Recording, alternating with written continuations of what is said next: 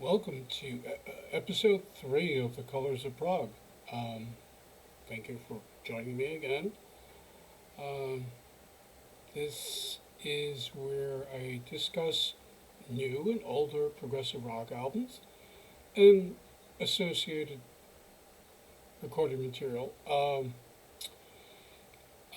We did two of these so far, and I hope that in the coming episodes I will return more to the themes I introduced in the other two. The first was much longer episodes. Um, I mentioned Pink Floyd, covering Pink Floyd, and I mentioned Yes and PFM, an Italian band, and quite a few other bands. And I did say that coming up, um, I will discuss the discographies and careers of those bands. But it's proven to be an unwieldy subject, but I will get to them, probably separate shows. Um, if anyone recalls at the outset of the first episode, yeah, I mentioned briefly about progressive rock and its themes and history. Basically, you had these bands who were very much influenced, or the musicians very much influenced by classical music, some by opera, and in foreign countries, for example, Italy, who around the same time period that the well-known bands of today, the mid to late 60s, early 70s, the well-known bands of America, based in America and England, in Italy, there was a movement there, and they, as I mentioned in episode 1, taking from the history of Italian music. You have opera, you have very interesting instruments of bygone eras that created a particular folk sound. This was also incorporated, and I think at some point in time, opera, the timings, and as well as the timings and themes of classical music, all kind of mixed over and crossed over internationally. Um, if we really thought about it, Sergeant Pepper's Lonely Hearts Club Band, the Beatles album, 67, I believe, um, could be called one of the first major commercial releases with a progressive sound. And yeah, I mean, the Beatles were always very progressive.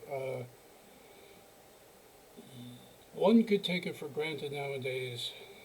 The Beatles were a pop band, they were a rock band, they were whatever they were. They were very talented, and as they, in their short span of time, we're talking 6, 7 years recording, it's incredible, if not the amount of music they made, the stylistic difference in every album, and the songs they created.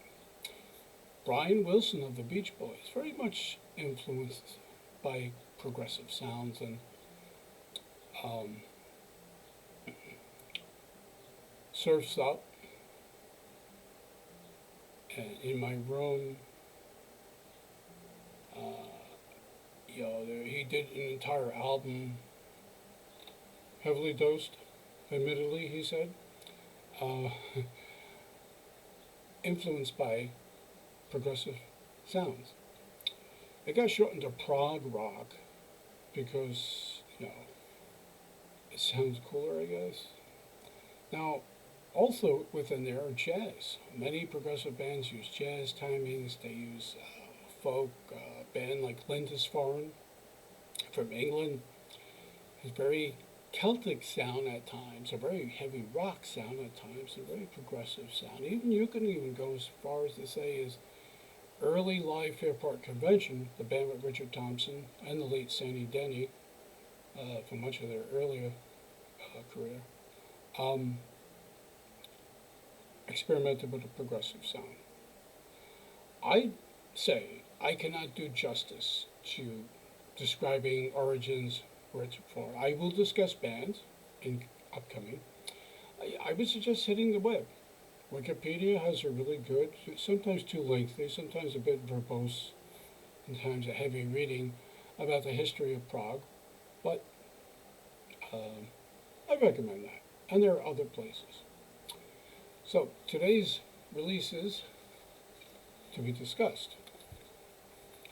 So while many of us are waiting the new Transatlantic album, I've been listening to one of the older ones, Transatlantic, Live in America.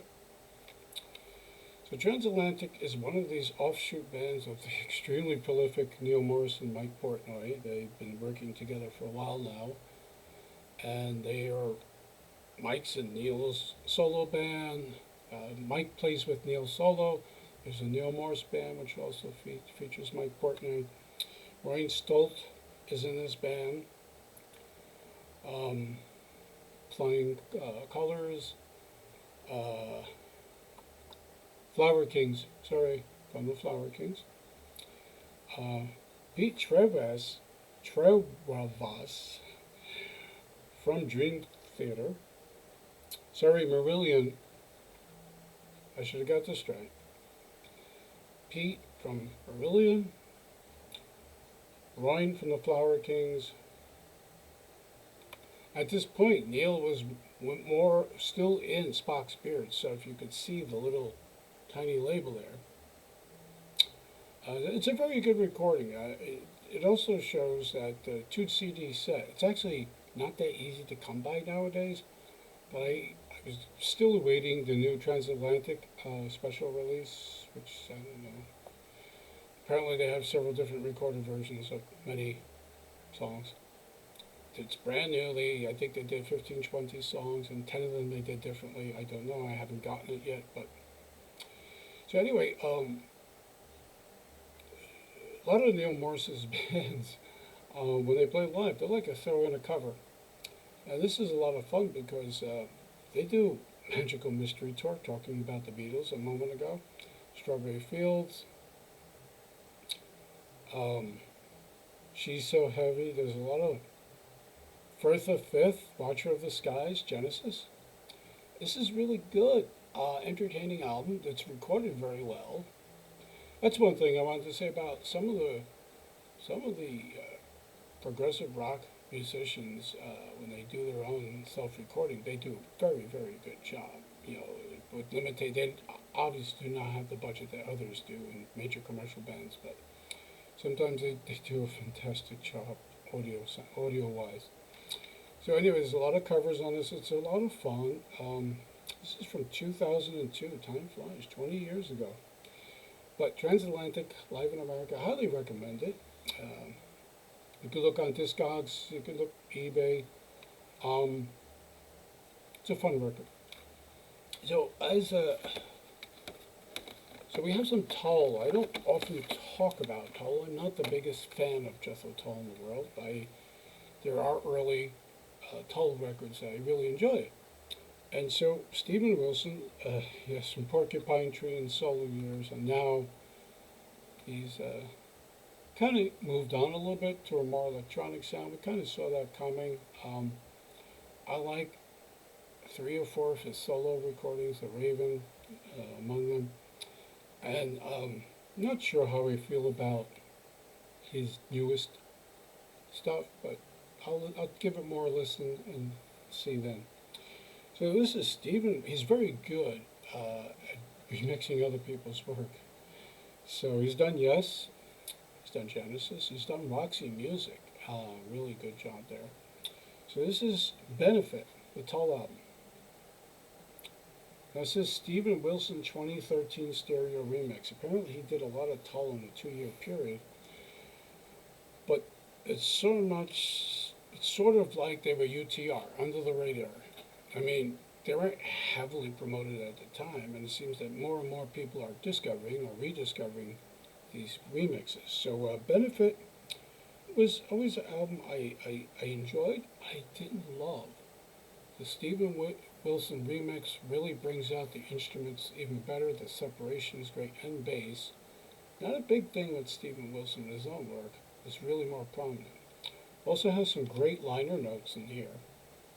I understand there was a box set of this, which is all but disappeared off the face of the earth unless you are lucky to have one or know where one exists, and I'm sure it's not cheap. The liner notes, again, for the CD releases and probably for the vinyl as well, quite entertaining, very informative. And again, I've heard the box set liner notes are even more so. Really good, recommend this one. I found it on Amazon. I was looking around at places like Discogs and eBay, and lo and behold, one day Amazon had this. Thing is, you have to look carefully on Amazon. It's not quite clear whether you're getting the Steven Wilson remix or not, so be careful with that one. It's a good one. So, psychedelia. Psychedelic music, also a big thing. Crossover, mixture, progressive rock. There was a band called the UFO Club in England. Late mid 60s to the late 60s. Very popular. Many bands played there. Pink Floyd became a house band there, and so did other bands. And psychedelic music was the thing. Late 65, 66, 67, 68. Pretty much up to and including 69. Then there was some dribs and drabs afterwards. Internationally, lots of bands. Even Japan. And I'll get to that later on. Not this one. Not this episode. So anyway, Fleetwood Mac started out as a blues band. Peter Green was a guitar player in John Mayall's Blues Breakers. He succeeded Eric Clapton. And he only did one album with Mayall, and it's pretty terrific. A little cold. His playing was a little cold. But once he joined Fleetwood Mac, which also had Jeremy Spencer and other guitar players, and of course Mick Fleetwood and John McVie on drums and bass, respectively, Fleetwood Mac was a stone cold blues band, but live. There's lots of recordings out there that have been officially released called the Live in Boston. There's 3 or 4 of those tapes they found. They remixed them, sound pretty decent. And there's other things that pop out over the years. Live, they were very dreamy, very psychedelic, and sometimes we go into proggy areas. Peter Green had some issues with things, and so it's not for me to comment on that. He disappeared for a long period of time, and then returned back to music recording and appearances. But before the disappearance, he did this recording called End of the Game. I actually do have the LP of this, the original LP of this. Dates from, I always thought it was 1968, but it's 1970. So, history. The story goes that he was heavily into mind-altering substances at the time, and many of the other members of his solo band, people who showed up for these sessions, were as well. And the reason why we only have like 6 cuts is that they're all extremely long, they're all bass driven, and the guitar just goes all over the place. Really quite a good recording. Even at the time, it sounded terrific. I'm sure it drove the engineers in the studio crazy, trying to whittle down maybe a 30-minute take into at least 7. There's also 4 other cuts on here. Oddly enough, 2 are live, and they sound more like live Fleetwood Mac at the time than they would represent what Peter Green, the sound he was going for here. Just expanding your mind as well as his. So it's not only heavily psychedelic blues, and there's very little vocals, I believe, except on the 4 extra tracks, but going to progressive areas. Really good album, End of the Game. Staying in England, so bands that were striving, that For example, the Kinks, very popular band. But there was a band not as popular as the Kinks, a more raucous Rolling Stones type band who actually featured the original member of the Rolling Stones before they were named that, or maybe just when they were named that, was Dick Taylor. The sign right behind me, autographed. And it's Phil May, the late singer, and Dick Taylor, the guitar player. The pretty things were they kept trying. They kept trying with their R&B. Really, just think of early Stones albums that were bluesy and R&B, that were crunchier, dirtier, more rocking. And they also adapted over time, over the years. There were some personnel changes. Um, so I mentioned the Kinks earlier. The Kinks were a very prolific band. If you guys are watching this, you know the name of the Kinks. So they also did songs that were throwaways. They did a lot of songs that had no vocals. They really couldn't put these on the albums at the time, or even as throwaway B-sides. And their management decided, so let's store these on the side, and they used these backing tracks for, at the time, a popular subgenre of film called British sex comedies. Percy is one of them, maybe Adventures of Plumber's Mate, those type of films, not that one. And they were like kinky songs. Da, da, da, da, da. And it turned out they were the Kinks under an assumed name. You know, the pretty things always worked hard. And one of their management companies always had them in the studio, always trying to get that hit. You know, as the Stones were changing their sound, their closest rival at the time, to the sound they wanted to become, the pretty things. They kept going into the studio and they kept working on the songs, and they hit on this thing of, okay, that's not the sound we want. So they were very prolific doing what would become soundtrack music. So England had the D. Wolfe library. So if pretty much lower budgeted filmmaker had a sex comedy, an adventure film, a detective, even a TV show, needed some background music or some fast driving or some chase scene music, they go to D. Wolfe, and they were pulling Electric Banana song or songs. And it turned out that the Electric Banana appeared on music appeared on quite a few film soundtracks and quite a few television shows, background music. I actually had an Electric Banana album. It's the famous one with the woman peeling back the banana, very sexist in the same manner. I should never have gotten rid of it. I knew at the time it was worth a lot. I shouldn't have sold it because it was an heirloom and I should have kept it. But recently, for a very good price, this showed up. The Electric Banana D. Wolfe, complete D. Wolfe sessions on 3 discs. You get nearly almost 60 sounds. You know, majority instrumentals, some songs, some actual songs that, you know, it made you wonder why the pretty things didn't save these and put them out later, but then again they wanted to be an R&B blues rock band and with a harder and harder sound. But as the late 60s were turning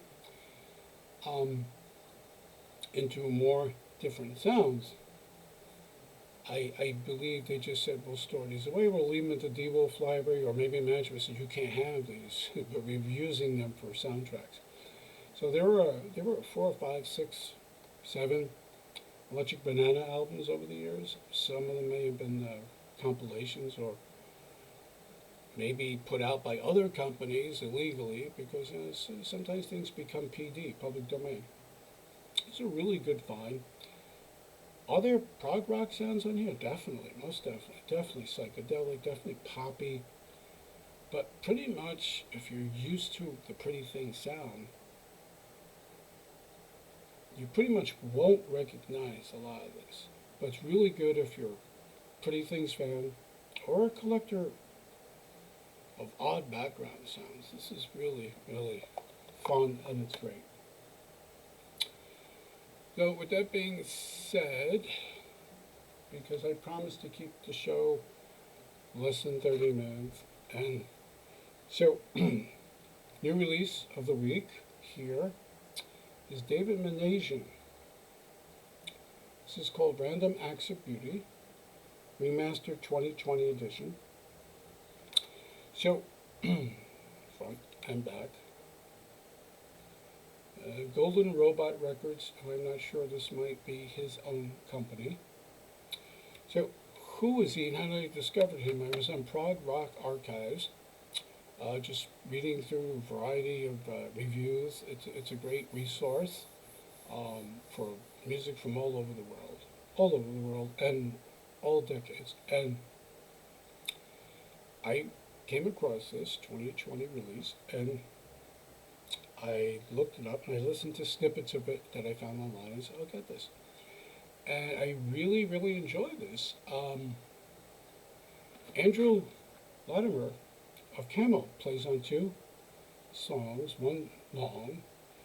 And so what does this sound like? This is very much a Camel record that Camel never made.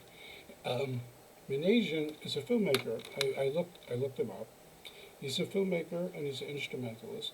He's a keyboard player, multi-instruments.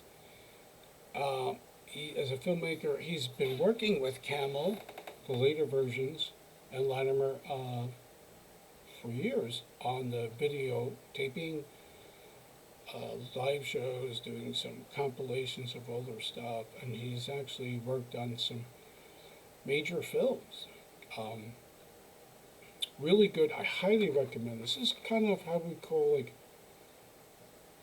the subgenre of symphonic prog, dreamy, but even Minasian's vocals are quite good. They actually sound a lot like Latimer. They actually sound a lot like Camel. If you like Camel, I highly recommend this. So, not prog, but interesting, and I'm going to tell you why I brought this up. Isaac Hayes, the man, Shaft. Well, we know Richard Roundtree is Shaft, but Isaac Hayes was the man. He was like one of the big stars in the Hellstack sound. And although this soundtrack, 2 LPs by the way, from MGM, this is an original, not the remastered, which has weak bass, and you need some killer bass when you listen to this funk music. Why am I bringing up this?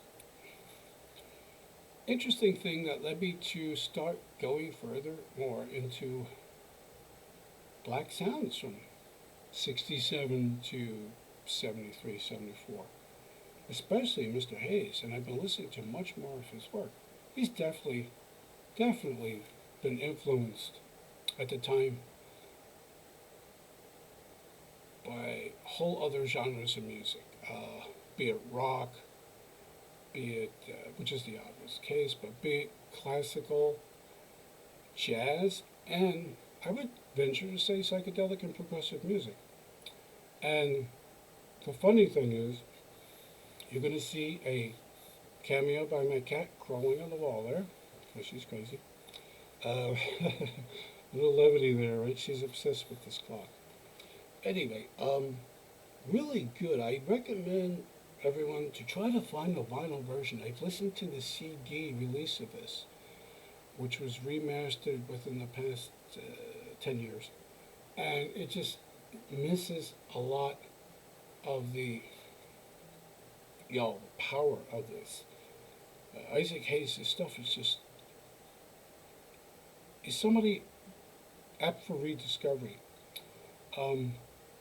He plays a lot of instruments, and the house band here is, I guess it was like your Stax out of Memphis, Tennessee, your Stax House Band, and he was known to work people hard.